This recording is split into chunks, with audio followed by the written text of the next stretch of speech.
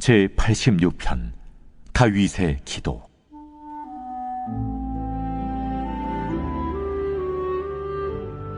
여호와여, 나는 가난하고 궁핍하오니 주의 귀를 기울여 내게 응답하소서.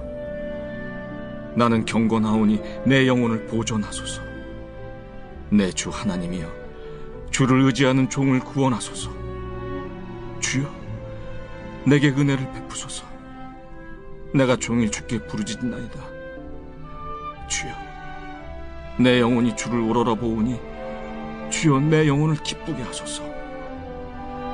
주는 선하사 사죄하기를 즐거워하시며 주께 부르짖는 자에게 인자함이 후하심이니이다. 여호와여, 나의 기도에 귀를 기울이시고 내가 간구하는 소리를 들으소서. 나의 환난 날에 내가 주께 부르짖으리니 주께서 내게 응답하시리이다. 주여, 신들 중에 주와 같은 자 없사오며 주의 행하심과 같은 일도 없나이다. 주여, 주께서 지으신 모든 민족이 와서 주의 앞에 경배하며 주의 이름에 영광을 돌리리이다. 무릇 주는 위대하사 기이한 일들을 행하시오니 주만이 하나님이시니이다. 여호와여, 주의 도를 내게 가르치소서. 내가 주의 진리에 행하오리니 일심으로 주의 이름을 경외하게 하소서.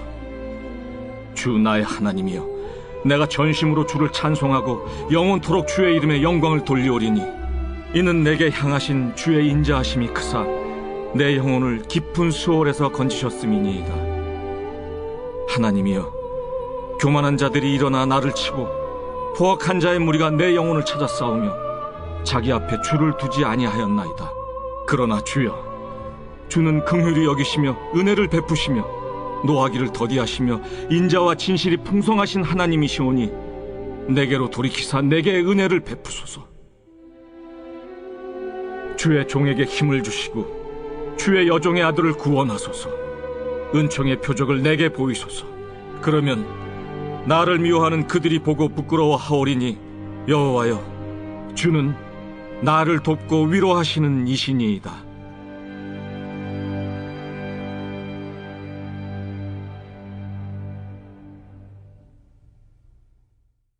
오늘 본문의 말씀은 다윗의 기도를 담은 기도시입니다.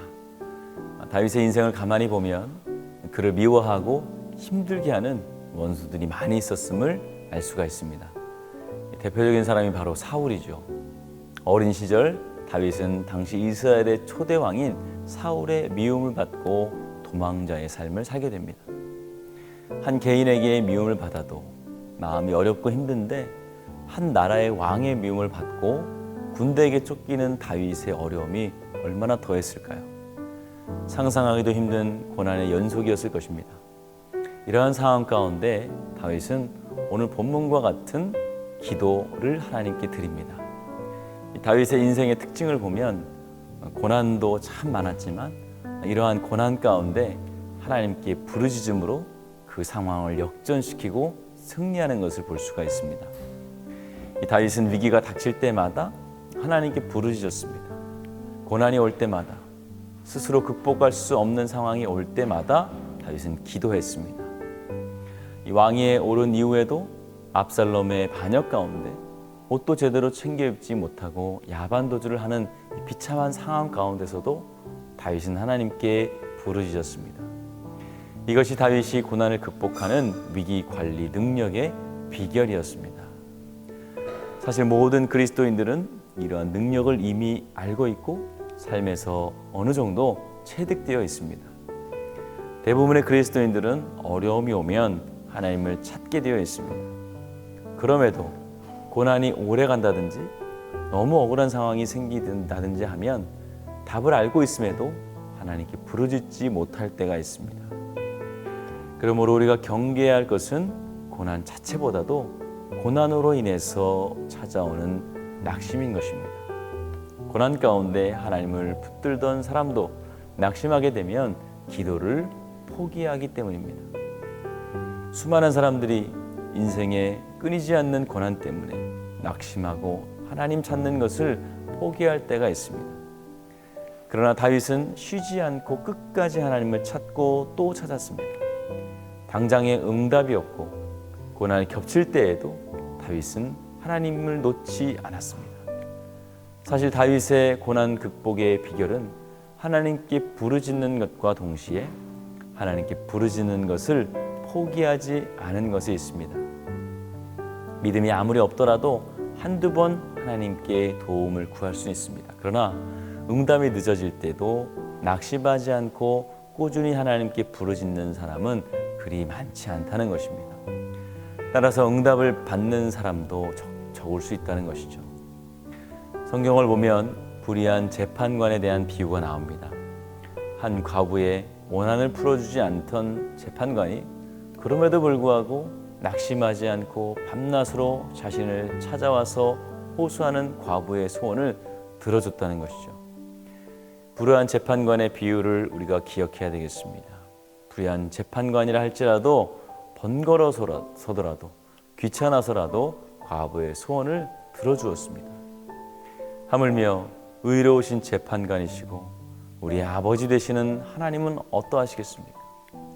우리가 기도하고 낙심하지만 않으면 나는 잊어버린 기도 제목이랄지라도 때가 되면 하나님께서 응답해 주실 줄 믿습니다.